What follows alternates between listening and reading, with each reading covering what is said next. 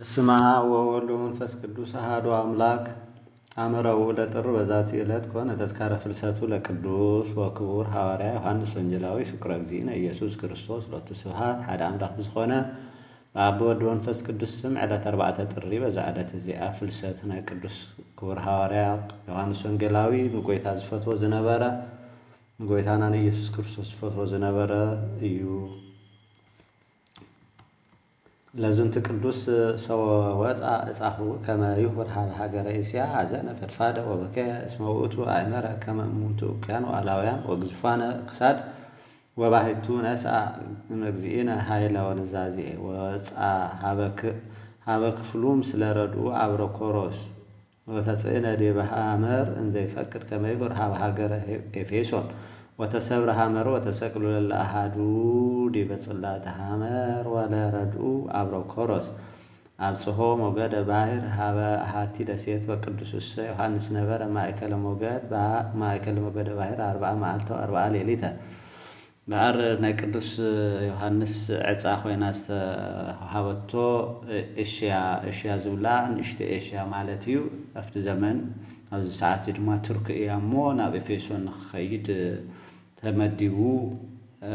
እቶም ዓዲ ግን ክፉኣት ስለ ዝነበሩ ሓዘን የብል። ግን ጎይታ ጽናዕንዕዎ ናብኣ ኸይዱ ኣብ ባሕሪ ክኸዱ ከለዉ ግን ምስ አብሮኮሮስ ዝተባሃለ ደቀ መዝሙሩ ማዕበል ተላዒሉ መርከቦም ተሰባቢራ ንሱ እናተንሳፈር በዓለይቲ 40 መዓልቲ ኣብኣ ጸኒሑ እቲ ደቀ መዝሙሩ ግን ናብቲ ከባቢኡ ዝነበረ ማዕበል ደፊእዎ ይብል። ወእምዝ ጐስአ ባሕር ውስተ የብስ ሀበ ይነብር ረድኡ በአብሮኮሮስ ወአብከትዎ ለእግዚአብሔር በእንተ ተራክቦቶም ወተንሥኡ ሰቢሃ ወቦኡ ውስተ ሀገር ኤፌሶን ወባሕቱ ይተክህሎሙ ከመ ይስብኩ በስሙ ለእግዚእነ ኢየሱስ ክርስቶስ ሎቱ ስብሐት እስመ እሙንቱ ሰብአ ሀገር እኩያን ፈድፋደ ወእንተ ዝተመክነዩ ምክንያት ወኮነ ዮሐንስ ያነድድ እሳተ ለበይተ ብለኔ ለብእሲት እንዘ ስማ ሮምና ወአብሮኮሮስ ረድኡ ኮነ አጻቤ ወይእቲ ብእሲት ታመነድቦም አብየ ምንዳቤ ወታስሮም በእንተ ፍልሰቶም ወትዘብጦም ወትረግሞም ወረሴቶም ላቲ አግብርተ መጽሐፉ ላቲ ስመ ግብርናቶም ወነበሩ ውስተ ሐሳር አብየ ናፍቲ ዓዲ ምስ ኣተው ኣዝዩ ብጣዕሚ ጨካናት ህዝቢ ስለ ዝነበሩ ብምኽንያት ገይሮም ዳኣ ቀሲሎም ከምህሩ ደለዩ እምበር ብሓደ ግዜ ከመስክሩ ኣይደለዩን እሞ ስም ጎይታና ክሰብኩ ስለ ዘይተኸኣሎም ናብ ሓንቲ ሮምና ትበሃል ሰበይቲ ኣትዮም ኣብኣ ሓዊ እናንደዱ እናተራድኡ እግሪ እናሓፀቡ አብሮኮሮስ ዮሐንስ እውን ሓዊ እናንደደ ይነብር ነበር። ንኣኣ እሳ ግን ተጎሳቕሎም ነበር። ዓብዪ መከራ እውን ተብፅሐሎም ነበረት። ወእምዝ በሃቲ ዕለት ብኣ ወልደ መኮንን ሃገር ከመ ይትሐፀቡ ሃሎ ውስተ ውእቱ ቤተ ብለኒ ኃይለ ሰይጣን እምአመ ሃንፀ ወሃነቆ ለወልደ መኮንን ወተቀተሎ ሰብያ ተጋቡ ሰብአ ሀገር ከመ ይላህብዎሙ ለውእቱ ወሬዛ ዘሞተ ወበጽሐ ቅዱስ ዮሐንስ ምስሌሆሙ ወቆመ ይርአይ በከመ ኩሎም ሰብ በዓር ናፍታ ቦታ ሳመፅኡ ወዲ ቱ መኮንን ዝነበረ ሰይጣን ናፍቱ ገዛ ናይታ ሰበይቲ ዘሎ ሓነቆሞ ቀተሉ ሓኒቑ ቀተሉ። ኩሎም ህዝቢ ክበኽዩ ከለዉ ዮሐንስ እውን ደው ኢሉ ምስኣቶም ይርአ ነበረ። ወተወርኤቶ ረገመቶ ሮምና ወትቤሎ አንተ መጻእከ ከዚየ ትሳለቅ ላዕሌየ ወትትፌስሐ በሞቱ ለወልደ እግዚእ ወቅዱስ እሰይ ቤላ በየዋሃት ይጥፍር ህይወት ህዝን ወዘንተ ብሂሎ ቀርበ ሀበ ምውት ወአተበ ላዕሌሁ በትምህርተ መስቀል ማሕያዊ ወነፍሐ ውስተ ገጹ ወሶቢሃ ውእቱ ምውት ወተንሥአ ወደንገጹ ሰብአ ሀገር ወትቤ ሮምና አሌሊት አምላክን አንተ ዘይብልዎ እግዚአብሔር ወይቤላ አልቦ አላ ገብሩ ሐዋርያሁ ወበከየት በካይ መሪረ ወሰአለቶም ለሐዋርያት ከመ ይህድጉ ላቲ አበስሐ ዘገብረት ላዕሌሆሙ ወእምንቱሂን አዘዝዎ አጽንዕዋ። እምበዓር ዮሐንስ ምስ ተመለከተቶ እንታይ ክትገብር መፂኻ ናብዚ ክትቅልደሉ ዲኻ ነዙ ንጉስ ወዲ ጎይታ መፂኻ ወዲ ንጉስ ማለት እዩ መፂኻ በለቶም እሞ ንሱ ኣይትፍራሕ ኣይትጨነቕ ኢሉ ነቲ ዝመወተ ኣብ ልዕሊኡ ብትምህርተ መስቀል ኣምም ሰማዕ ተበሉ ተንስአ እሞ ደንጊፃ ኣምላኽ ዲኻ ንስኻቱ እግዚኣብሔር ዝብልዎ በለቶ ኣይኮንኩን ኣነስ ናቱ መገልገሊ እየ በላ። ንኣቶም ድማ በሉ ሓጢአተይ ይቕረ በለለይ ኣነ ዝበደልኩኹም በደል ዓብዪ ኢላ ንሳቶምን ይቅርታ ገበሩላ ጽናዕንዕዋ እውን ይብል። وآمنوا بزهان إن سبها هاجر بأجزئنا يسوع كريستوس لو تسبحت وأطمقهم تنقى تكرسنا وجاورة تأمرات ومنكرات بزهات بكرمهم ورئيهم زين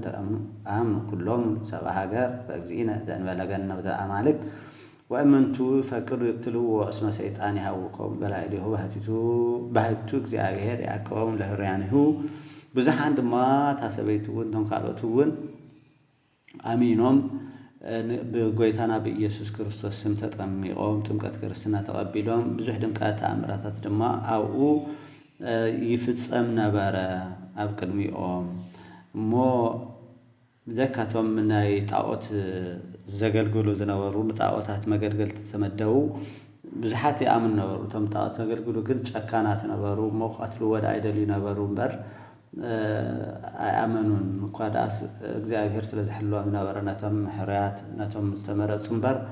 قتلوهم يمزلشوهم زنابرو اسم صام عبي ومن دابي صوبته لقدوس يوحنس اسكميطومو لكلهم واستأمروا እግዚአብሔር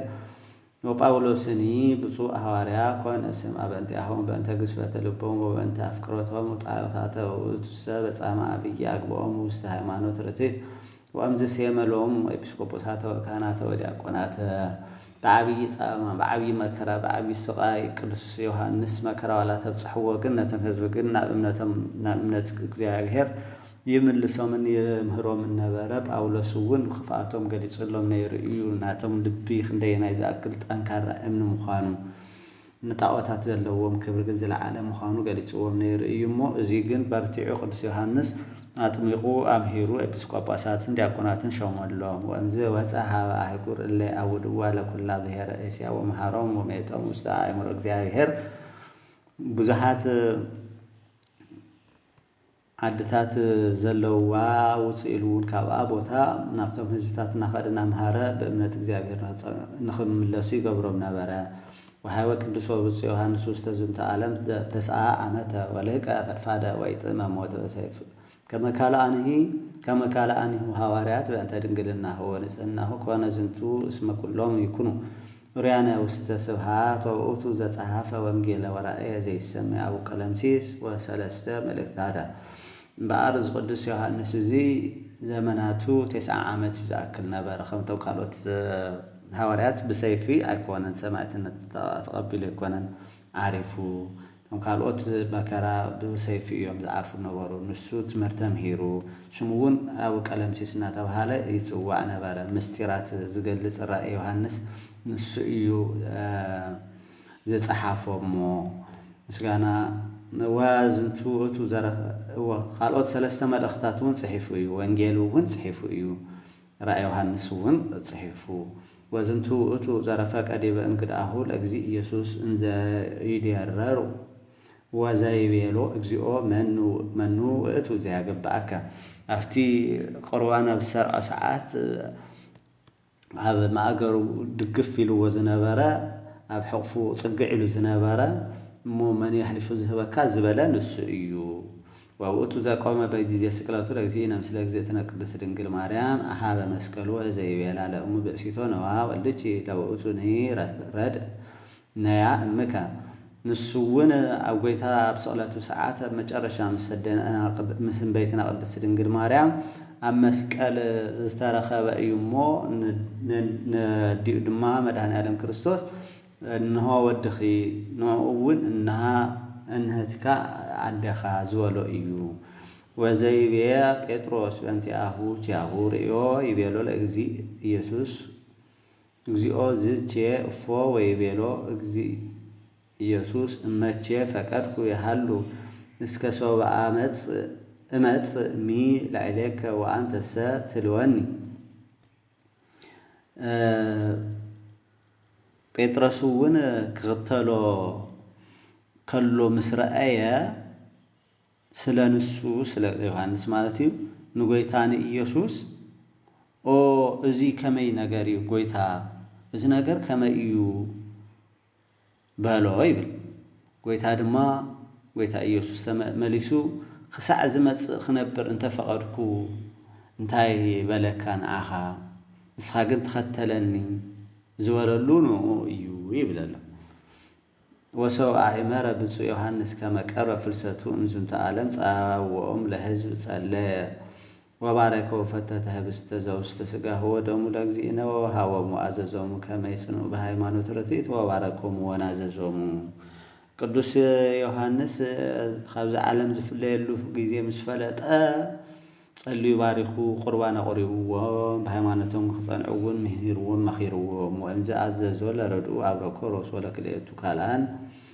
ማእሃብ ከመ ይንስኡ መክርየ ወይትልውዎ ወወፅአ አፍአ ሃገር ዘኤፌሶን ወአዘዞሙ ከመ ይክርዩ ግበ ወረደ ውስቴታ ወከልአ አልባሲሁ ወኢያትረፈ ዘእንበለ አሐዱ ቀሚስ ዘሰንዱን ወአንሥአ እዴሁ ወጸለየ ወአስተፋንዎሙ ከመ ይትመየጡ ውስተ ሃገር ወአዘዞሙ ይንግርዎሙ ለሕዝብ ከመ ውስተ ሃይማኖት ዘክርስቶስ ይጽንዑ ወይጎሩ ምግባራተ ሰናያተ እስመ ሀለወ ለእግዚእነ ከመ ይፍድዮ ለኩሉ በከመ ምግባሩ በአር አብረኮሮስ ከም ዝሓልፍ ዘመኑ ከም ዝሓልፍ ነገሮሞ ንኻልኦት ክልተ መኹዓት ሒዞም ከይዶም መቃብር ንክኹዕትሉ ካብቲ ከተማ ናይ ኤፌሶን ውፅእ ዝበለ ቦታ ነገርዎም አብረኮሮስ ማለት እዩ።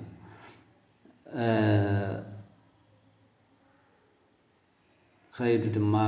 ቅዱስ ዮሐንስ ሰብአ ክዳውንቶም ወፃፂኡ ኺዱ በሉ ንዓቶም